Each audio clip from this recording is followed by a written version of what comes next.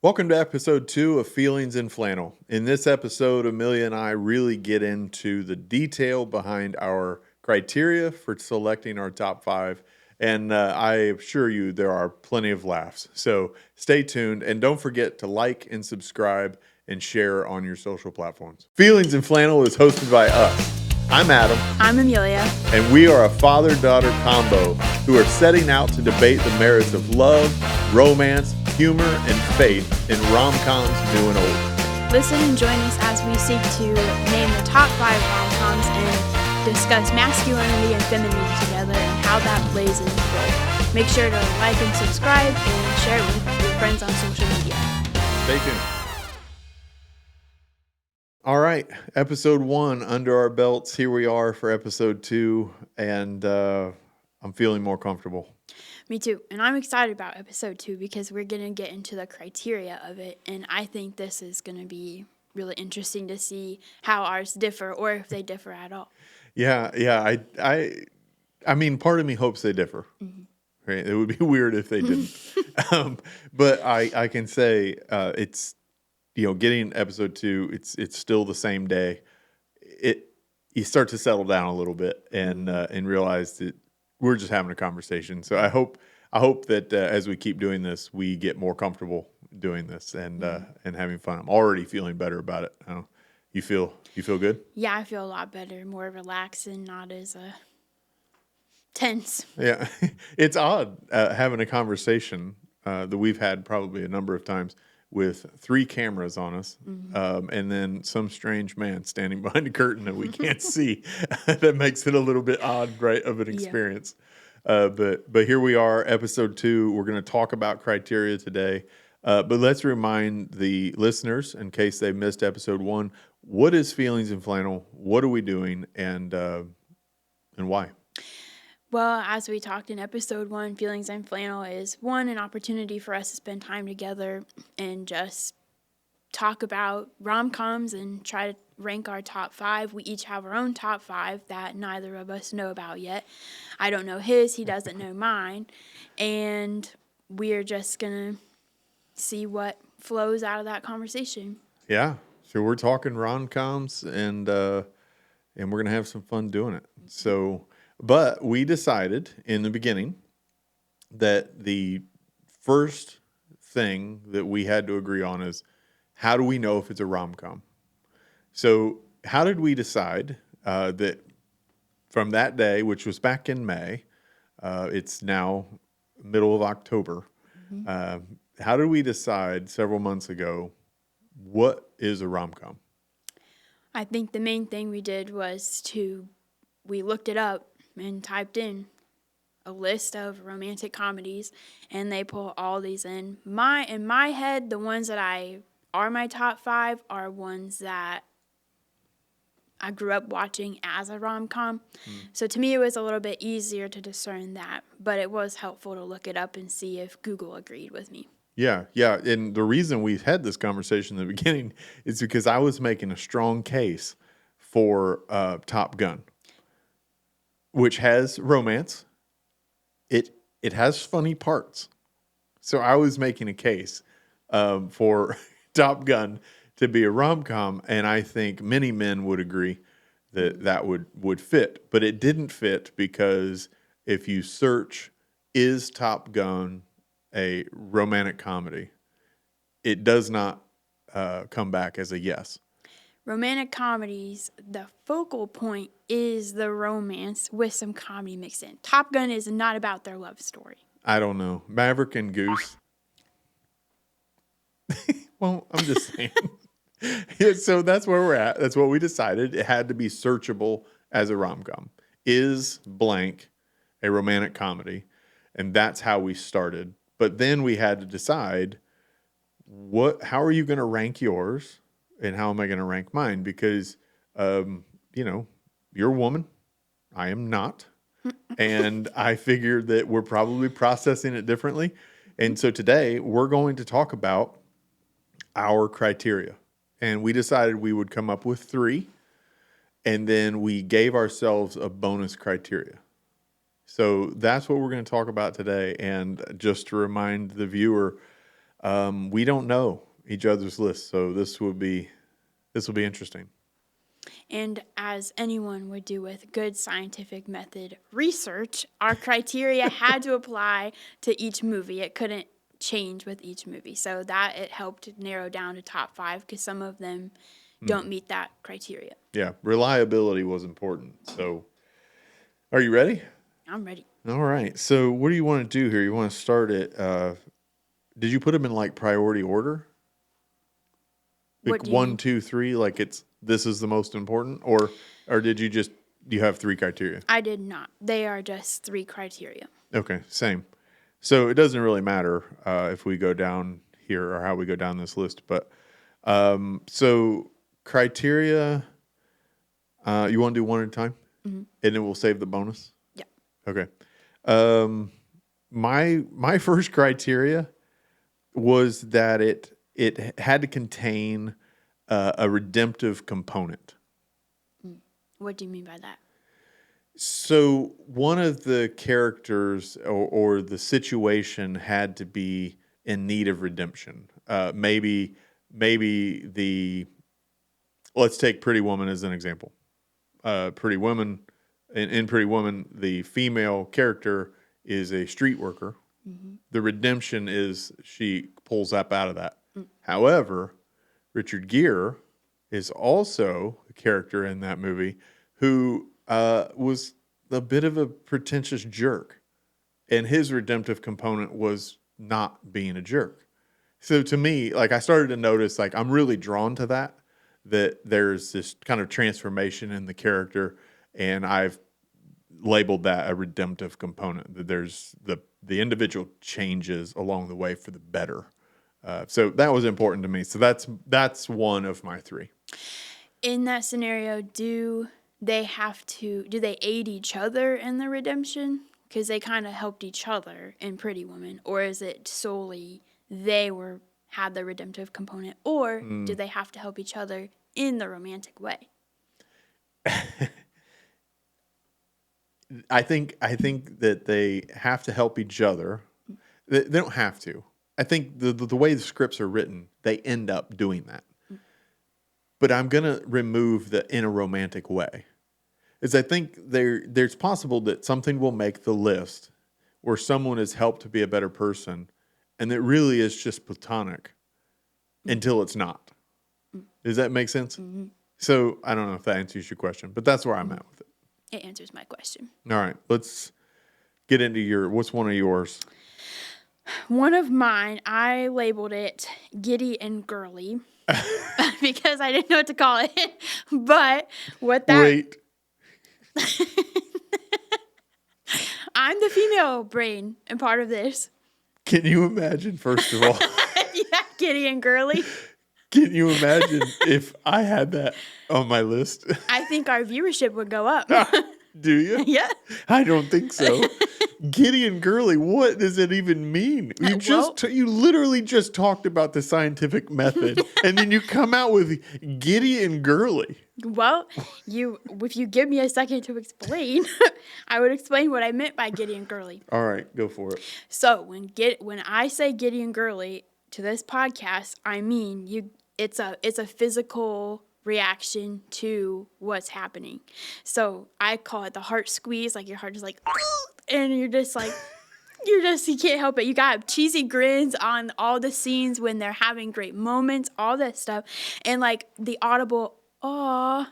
I am a very vocal movie watcher, especially when it comes to rom-coms, because I just can't. I just get so overwhelmed with the beauty of it that it just has to come out some way. So it's an awe, or it's just a All right, so right out of the gate here, we have a difference. I've never that I can think of described a heart squeeze. You're missing out. While watching any movie. All right, so Giddy and Girly. Giddy and Girly is a heart squeeze. It's a heart squeeze. That sounds like you're a bit in pain, but not a heart attack. A heart squeeze. A heart squeeze. Okay. It's a physical reaction to the magic that's being displayed. Okay. All right. Well, we got 2 criteria on the table. Thank God they're different. I would not be able to walk into my workplace or church or community ever again if Giddy and Girly were my number one Right, right. criteria. All right. So, second criteria here, I'm going to go with I really felt drawn to when one of the characters is out of place. So, like, they don't belong maybe in the environment that they find themselves, and it may be in that the person on the other end that they end up developing a romance with kind of reaches out and tries to pull them in, make them feel like they fit.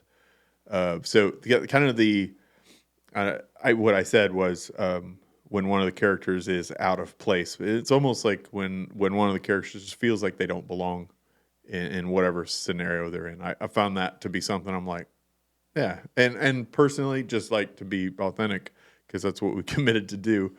I think I'm drawn to that because I felt that so much in my life. I felt like I don't fit here. I don't belong. I'm a little bit different in a part of my story. I think that's why it connects. So I don't know that that's a general masculinity thing. I think that's maybe more of a personal one for me, is to see someone that doesn't fit start to be pulled in and brought into a community. So That's a good one. all right, is that your second one? No, Okay, well, but it's a good one. all right. My second one I called The Shift, which for me is like when they first meet, from that point on to the end of the movie is usually like a slow burn kind of, they're platonic or maybe they hate each other, which is a common theme in rom-coms, which are great because they kind of differentiate between that fine line between hating and loving, which symbolic, it's beautiful. I'm pretty sure that's called sexual tension. All right. Not the bark. Not the bark. For anyone who doesn't know, when they're watching, sometimes when I laugh, suddenly it sounds like my lungs are exploding, and we call it the bark in my family. So just keep watching and just ignore what happens. You'll have to monitor your volume when Amelia starts to bark. So, okay, carry on. Sorry. So the relationship it's slow burn, and the shift usually you can tell with the music change or the way they look at each other. You sort of realize they're like, oh, I'm starting to see you differently. And then they're both trying to work through their feelings until the very end when it's just the most beautiful thing in the world. Okay. Yeah, I can get down on that. Shift. See, that one I understand. Giddy and Girly, I don't have a category for that. But that one I get. You always see it's like, it's a look, it's the brush of the hand. It's like something changes, right? Okay, well, simmer down over there. We're not actually watching a rom-com. Were you having a heart squeeze right there? No, I was not. Okay. But just thinking about movies that have their top 5, there's some good moments like that in my movies, at least. All right. Okay, so ready for my third? Yes. I really found myself liking when it was a creative or patient pursuit from the guy perspective. Like when the guy is the one pursuing, the more creative and patient the person was, the more I seemed to be drawn to it. I think the silliness of it, maybe even the willingness to risk and look foolish, to be spontaneous and kind of goofy. I think that was something I found myself really drawn to. So, creative and patient pursuit. Definitely important. Do you have an example from any movie? Do I have an example? In my head, the one that comes to mind, I don't know if you've seen it, but 10 Things I Hate About You. Yeah. When she gets humiliated by him, he realizes he has to make up for that. And she's on the soccer field, and he sings the I Love You, Baby song. And it's the best scene. Yeah, that definitely fits in the category of creative and willing to look foolish. I think the patience part of it is important as well. Unfortunately, there's not an enormous flood of examples coming to mind, but I know it's going to come up because in my top five, I know it was present in all of them, and so I think for me to give an example might start to ruin my top five, or not ruin it, but give it away. So yeah, I'll keep my examples, but you get what I'm saying though. Yes, I understand. All right, what's your third? My third is cute moments, but specifically they have to show that the other cares or knows the other person, like over time. So Okay. whether it's with the looks or when they give them a gift that early on in the movie when they weren't even like liking each other yet, they mentioned briefly in passing, oh, I've always wanted to go here. And then they give them a gift or something that shows, and they usually make the comment, I didn't even know you remember, kind of thing. So it shows that they're known and seen by the other person. And I think for me, that kind of like the belonging one for you, that's my personal one, because part of that is my love language. Well, words of affirmation is mine, but to feel like whatever relationship, whether it's me and you, friends, mom and I, brother, whatever, I just need to feel like they know me and that they see me for who I really am. And even if it's something small, like, oh, I know this is your favorite candy and I saw it on sale, I just thought I'd pick it up for you. Yeah. It means, like, that's just so minuscule, but to me, it gives me a heart squeeze. It makes me whole feel, things back to the heart squeeze. it makes me feel like I'm valued. So I feel like Yeah. seeing that displayed in my favorite movie genre makes me feel like it's a representation of how I would feel in that situation. Yeah. And so I think that's really crucial for me to have when they feel when they know them, it's not all the fireworks and the sparks and all that. Yeah. Yeah, I'll add to that one. I think that's a really good criteria. And speaking from the lens of a man's view, that matters to a man as well. And that's not something that men readily admit. But when the spouse gets them a gift or writes them a card or makes them a meal that's relative to those kinds of things that is specific to the individual, that is a great way for love to be communicated to a man. And that's just true. I think that's actually just true about humanity. I think we all want to be known. And so that's a really good one. And when a movie gets that right, it's pretty good. It's pretty good. Whether it's a rom-com or not, when a movie gets that right, it's good. So I agree. And one thing with that for me, I had to be careful of, since I grew up watching these movies, whether it was at home or at a friend's house, whatever, I had to be careful that I wouldn't let what they're displaying become reality in a way of where you have unrealistic expectations in a relationship. I struggle with that when I was in a relationship, and it's almost like you're setting yourself up to be disappointed because it's scripted. The whole thing's scripted. Things Right. like that happen in real life. Relationships can have moments like that, but the way they display it is staged, it's scripted and all that. So one thing I have to be careful of is watching that and feeling inspired or hopeful of knowing, okay, I know in a relationship, whenever I am in one again, I need that component. But to not let that be filtered through, this is what it has to look like, though, yeah. if that makes sense, because it's just sets Or up for to be failure. 100% of the time. Yeah. Right. I mean, the thing that rom-coms don't show you, or any movie for that matter, is real life happening. Any committed relationship, there's a grind to it, whether that's a dating relationship or a marriage relationship. There's a grind, there's a routine, and to kind of expect that type of intentionality all the time is honestly, it's unfair. And I will jump off of that point and say, I think that's why men don't want to watch rom-coms. So I think they're sitting there feeling like a lump of crap the entire time because I can't pull that off. And I can't pull that off because I got the stress of providing for my spouse. I need to show up as a father, as a husband. And, obviously I'm talking about, marriage and kids. But I think that's a large reason why is because it just feels so unattainable with all the other stuff that I have to do as a man. And that doesn't, I don't mean that the men have more to do than women. I don't mean it that way. I just mean a man is shouldering things that a woman is not even understanding. They're not privy to, and vice versa. That is happening.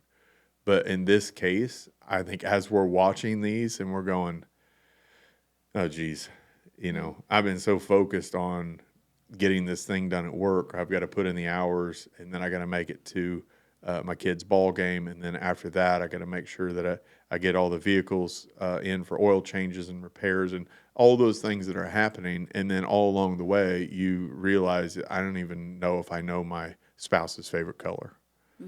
And if I don't know her favorite color, how in the world am I going to put together some really intentional gift? And I think that's why men are like, I just prefer not to feel that way. It's not actually about the movie. It's more about the fact that I'm sitting there feeling like a giant piece of crap because I can't be that.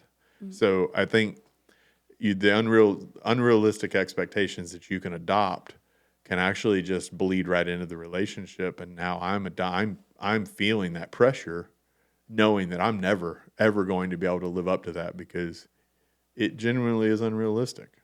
And maybe an intentional thing every other month is probably more realistic than how we see them in rom-coms. Like every time they get together, there's something, some grand gesture or intention that's happening. And that just doesn't quite jive with the...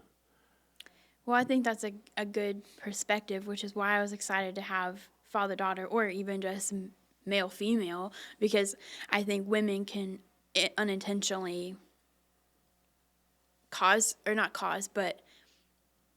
make them feel that way even more by commenting like, oh, wouldn't that be great? Or talking about him all the time. I've seen videos just when you're just scrolling of, I cannot remember the name of the movie, but it's Jennifer Lopez in it, and it's a chick flick or rom-com, and they're out on a beach or something, and she says, he's saying, I know you, and she's like, okay, and she turns around, she's like, what color are my eyes?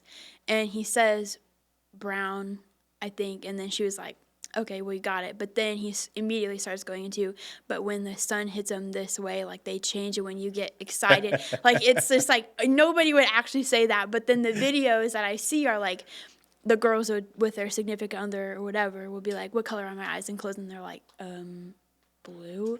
And then they're like, and then they show the clip from that movie, and then you can tell the guys are like, what? And so I feel like women on that part can be careful of just how they express it, to be like, I love this movie, but maybe even validate the things they know their spouse or significant other already does in the relationship, or to just be sure to reiterate, I know this is a movie, it's just fun for me to watch, or it makes me feel good or something like that. But I think that's an interesting perspective on... Yeah, it makes me think too, and maybe a note for the ladies out there, general society, but in this conversation, the ladies, is what gets praised, what gets affirmed gets repeated. And, sometimes there's an absence of affirmation in relationships, going both ways, no doubt. But if there is something that you desire in a relationship, when you see it, affirm it, and do it in a way that's not patronizing.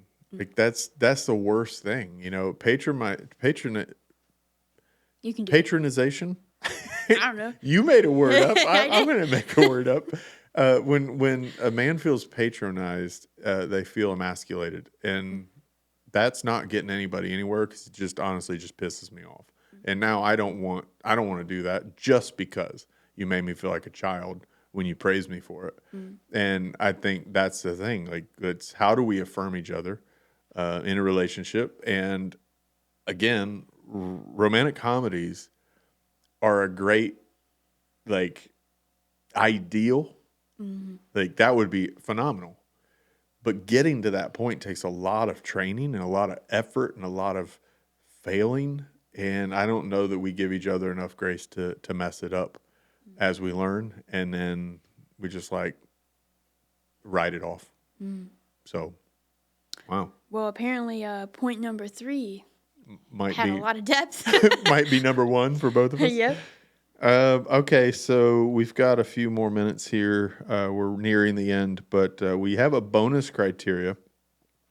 And we chose a bonus because what we wanted to be able to do is that if a rom-com only had 2 of the 3 that we said, but had this bonus, that it would pull it ahead and say, yeah, it still fits. Like, it still works. Because it really is hard for, you talked about scientific method. It really is hard to achieve reliability in this because they all have their different, tweaks and touches. But so we came up with a bonus for that so that we could kind of pull in some. So what's your bonus? What'd you end up with?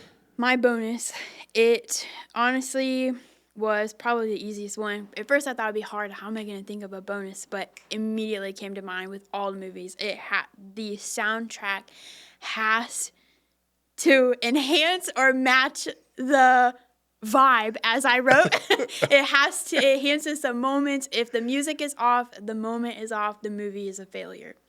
Are you serious? Yeah. Look what my last one says. Classy soundtrack. Classy soundtrack.